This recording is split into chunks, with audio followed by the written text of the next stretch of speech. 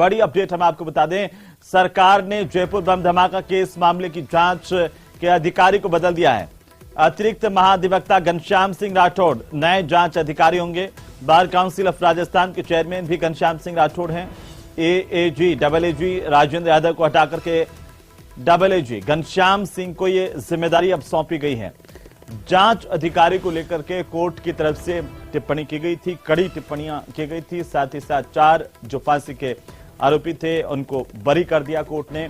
निचली अदालत की तरफ से 4 लोगों को फांसी की सजा सुनाई गई थी इस पूरे मामले को लेकर के, और तब से ही लगातार चर्चाएं तेज है।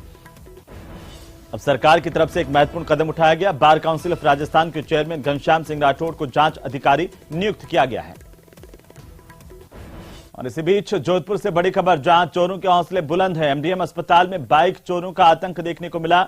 यहां पर कल दिन दहाड़े अस्पताल की पार्किंग से बाइक को चोरी किया गया था। चोरी की वारदात सीसीटीवी में कैद हुई।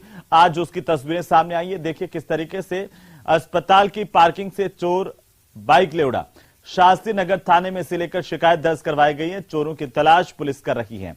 बहरहाल तस्वीरें देखिए, सीसीटीवी फुटेज हैं। तस्वीरें सीसीटीवी की। सबसे पहले सबसे तेज न्यूज 18 राजस्थान पर एक चोर जिसने अस्पताल की पार्किंग से बाइक उड़ाई थी, इस पूरे मामले में अब तस्वीरें सामने आई हैं।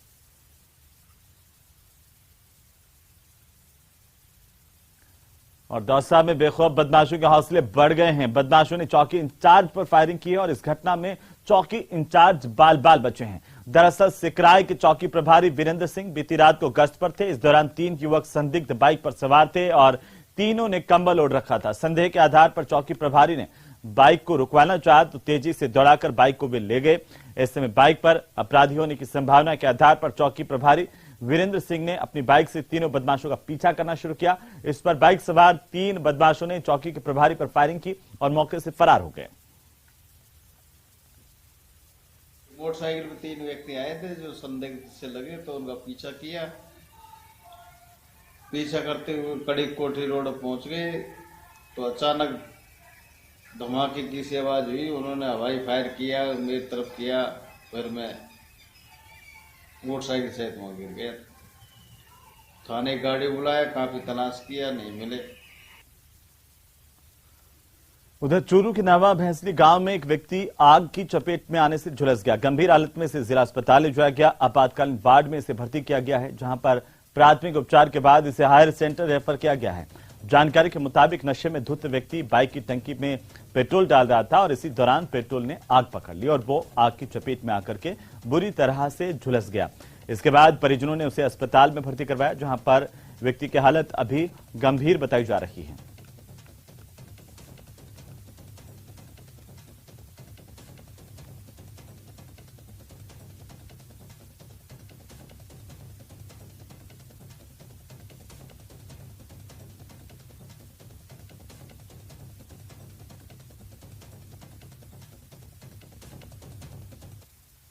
राजधानी जयपुर में अप्रैल की दस्तक के साथ ही जल संकट को लेकर चुनौतियां बढ़ गई हैं। आपको बता दें कि राजधानी में इस तरह के मामलों में कच्ची बस्ती क्षेत्र से काफी शिकायतें आने लगी हैं। कई जगह पर लोग जल कनेक्शन होने से परेशान हैं तो कई लोग जलापूर्ति जरूरत के मुताबिक नहीं होने की वजह से परेशान हैं। राजधानी जयपुर की कठपुतली नगर कच्ची बस्ती में लोगों से जल कनेक्शन नहीं पहुंचने से लोग परेशान हैं और लोगों का यह कहना है कि निजी संगठन इस मामले में फिर भी उनकी मदद कर देते हैं, लेकिन लोगों को पानी की किल्लत इसीलिए सबसे ज्यादा झेलनी पड़ती है क्योंकि अभी तक जलदाय विभाग ने इस इलाके में कनेक्शन नहीं दिए हैं। जल जीवन मिशन के तहत भी क्षेत्र में काम नहीं किया गया। मौके पर जायजा लिया है हमारे संवाददाता अरबाज अहमद ने।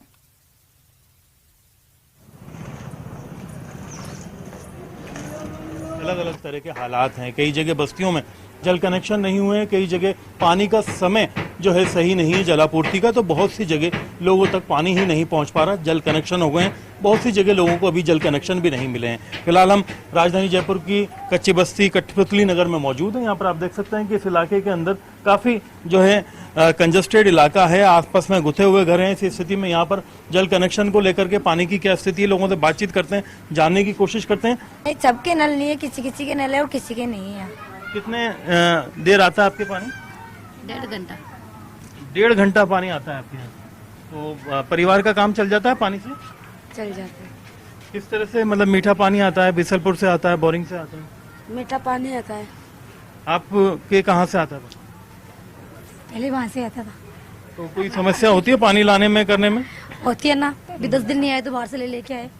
अभी तो इन दिनों में खूब पानी आता है, कोई दिक्कत नहीं है। और हमारे यहाँ जो है 3 बोरिंग भी लगे हुए हैं जिससे पानी आराम से आता है और घर घर पानी आता है।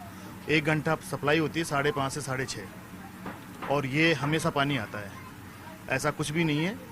हमारे यहाँ प्रॉब्लम गर्मियों में जरूर आती है या जब भी कभी कहीं कोई पाइपलाइन टूट गई हो, जब कहीं अव्यवस्था हो जाती है उस टाइम पे हमें प्रॉब्लम समस्या होती है। तो अंदर पानी के टैंकर आ पाते हैं जलदाय विभाग? नहीं, बाहर रोड पे आते हैं, रोड से ही जनता बाहर से लेके आ जाती है। गाँव की बात की जा रही है, आप देख सकते हैं काफी जो है बुनियादी जरूरतों को लेकर के सवाल यहाँ पर उठाए जाते रहते हैं। बहुत से संगठन यहाँ पर काम कर रहे हैं पानी लेकर के, दूसरी चीजों को लेकर के, स्वास्थ्य को लेकर के। ऐसी स्थिति में जो जल जीवन मिशन की बात की जाती है राज्य सरकार की ओर से कि सभी जगह कनेक्शन दिए जा रहे हैं, करीब 37 लाख कनेक्शन दिए जा चुके हैं, 1 करोड़ से ज्यादा कनेक्शन दिए जाने, वहां भी जलापूर्ति में 70% में अभी पानी पहुंचना बाकी है। यहाँ भी बस्तियों में हालांकि अल्टरनेट रिसोर्सेज से जो कुछ संगठन है निजी वो मदद कर रहे हैं, लेकिन सरकार की तरफ से जो जल जीवन मिशन के तहत यहाँ पर कनेक्शन अभी तक नहीं आए हैं। उम्मीद की जानी चाहिए सभी लोगों को पानी भी मिलेगा और उनकी पानी की किल्लत भी दूर होगी। कैमरा पर्सन मान सिंह के साथ में अरबाज अहमद, न्यूज 18 के लिए जयपुर से। तो वहीं सुजानगढ़ शहर के गांधी चौक में सुजला सत्याग्रह के तहत धरना दिया जा रहा है। विजयपाल शोरापन ने ये जानकारी दी कि पहले ही जनहित संघर्ष मोर्चे की ओर से धरना लगातार जारी है। इसी क्रम में अब गांधी चौक पर भी धरना दिया जा रहा था कि जिले की मांग और ज्यादा पुरजोर तरीके से सरकार के सामने रखी जा सके।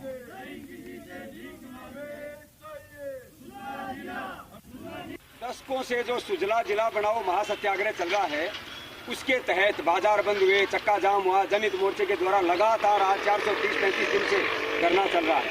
उसी क्रम में सरकार पर डबल प्रेशर बने, उसके लिए अपने गांधी चौक में भी सर्व समाज के युवाओं के द्वारा, विभिन्न संगठनों के द्वारा धरना शुरू किया गया। सुबह 10 बजे से 1 बजे तक यह धरना अनिश्चित काल तक चलेगा, जब तक अपना सुजला जिला नहीं बन जाएगा।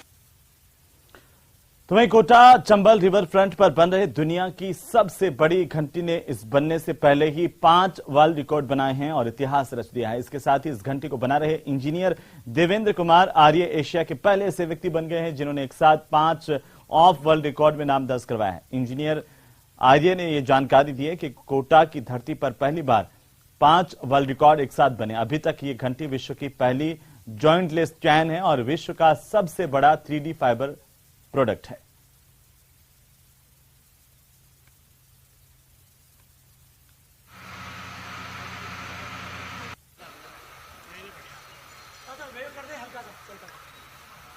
ये दुनिया का सबसे बड़ा मोल्ड बॉक्स है। हमने बुक ऑफ वर्ल्ड रिकॉर्ड्स के लिए अपने डिफरेंट जो अभी तक काम किए थे उनके लिए अप्लाई किया हुआ था और फाइनली 2 दिन पहले मेरे पास 5 जो हमने एप्लीकेशन डाली थी वो एक्सेप्ट हो गई और उनका मेरे पास बुक ऑफ वर्ल्ड रिकॉर्ड्स का सर्टिफिकेट, मेडल वो सभी आ चुके। तो वहीं विश्व विरासत में शुमार राजसमंद जिले का कुंभलगढ़ दुर्ग, जहां पर बागेश्वर धाम के पंडित धीरेन्द्र शास्त्री के बयान के बाद अब राजनीति का केंद्र ये दुर्ग बन गया है। दुर्ग में भगवा के बाद अब अजान विवाद पर कांग्रेस और बीजेपी आमने सामने हो गए। चुनावी साल में अब आरोप प्रत्यारोप की राजनीति तेज हो गई है। अब 6 अप्रैल को होने वाले हनुमान जन्मोत्सव कार्यक्रम से पहले विधायकों, पूर्व विधायकों के भी आमने सामने होने की जानकारी है। पंडित धीरेन्द्र शास्त्री का समर्थन करते हुए कुंभलगढ़ के स्थानीय विधायक सुरेंद्र सिंह ने कहा है कि प्रदेश की कांग्रेस सरकार ने तुष्टीकरण की नीति अपनाते हुए कुछ साल पहले कुंभलगढ़ दुर्ग में अजान की अनुमति दी थी। तो विधायक राठौड़ के अजान पर दिए गए बयान के बाद पूर्व विधायक गणेश सिंह परमार ने उनको आड़े हाथों लिया। परमार ने कहा कि या तो विधायक को इसकी जानकारी नहीं है और या फिर विधायक झूठ बोल रहे हैं और जनता को भ्रमित कर रहे हैं। कुंभलगढ़ एक अजय ऐतिहासिक किला है जो महाराणा कुंभा की कर्मस्थली है, महाराणा प्रताप की जन्मस्थली है। दुर्भाग्यवश आजादी के बाद वर्तमान सरकार ने किले में आजाद की इजाजत देकर मेवाड़ के शौर्य, सम्मान एवं सद्भाव को बिगाड़ने का प्रयास किया है, जो शर्मनाक है। हिंदुओं का सूर्य कहलाने वाले मेवाड़ के महाराणाओं की इस कर्मभूमि पर आदरणीय बागेश्वर बाबा ने भगवा फहराने का आह्वान किया, वो क्या गलत है? आपका मैंने अभी वीडियो देखा, वीडियो देखकर मुझे बहुत बड़ा दुख हुआ। आपने कहा कि कुंभलगढ़ किले में अनजान की स्वीकृति राज्य सरकार ने दे दी, या तो आपको इस बात की जानकारी नहीं है, और जानकारी अगर है तो फिर आप झूठ बोल रहे हैं। क्योंकि यहाँ पर अगर कोई भी स्वीकृति होती है तो आर्कोलॉजिकल डिपार्टमेंट के माध्यम से होती है, और वो डिपार्टमेंट केंद्र सरकार के अंडर में है। कुंभलगढ़। चलिए आगे बढ़ेंगे, और इसी बीच जालोर से बड़ी खबर है, जहां भीनमाल को जिला बनाने को लेकर के लगातार आंदोलन कर रहे हैं लोग, और भीनमाल उपखंड कार्यालय के आगे अनशन पर बैठे हुए हैं। 10 लोग कल जयपुर में राम लोभाया समिति से प्रतिनिधिमंडल के तौर पर मुलाकात करेंगे। भीनमाल में 17 मार्च से लगातार विरोध प्रदर्शन का दौर चल रहा है। भीनमाल जिला बनाओ संघर्ष समिति के बैनर तले ये प्रदर्शन आयोजित किए जा रहे हैं। भीनमाल, बागोड़ा, जसवंतपुरा और रानीवाड़ा के लोग यहां पर लगातार प्रदर्शन कर रहे हैं। सांजौर को जिला बनाए जाने की घोषणा के बाद भीनमाल के लोग भीनमाल को जिला बनाने की मांग तेजी से उठाने लगे हैं।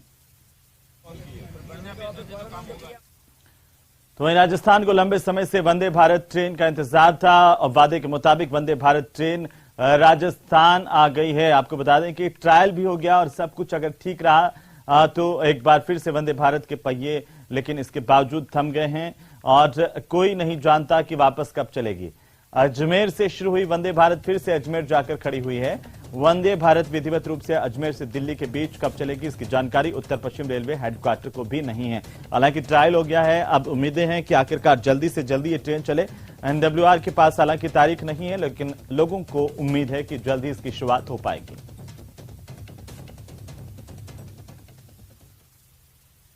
वंदे भारत, जैसा आपने सही कहा कि आपको विदित है कि वंदे भारत का जो ट्रायल जो है सक्सेसफुली जो है, जो हमारा प्रपोज रूट है अजमेर से नई दिल्ली, इसके 3 ट्रायल हो चुके हैं। पूरी अधिकारियों की टीम और कर्मचारियों की टीम इसमें पूरे गए हैं, उन्होंने नोट भी किए हैं इसमें क्या क्या क्या कमियां थी, उसको सुधार भी किया गया है। इसी के साथ इस बुलेटिन फिलहाल इतना ही। आप देखते रहिए न्यूज़ 18।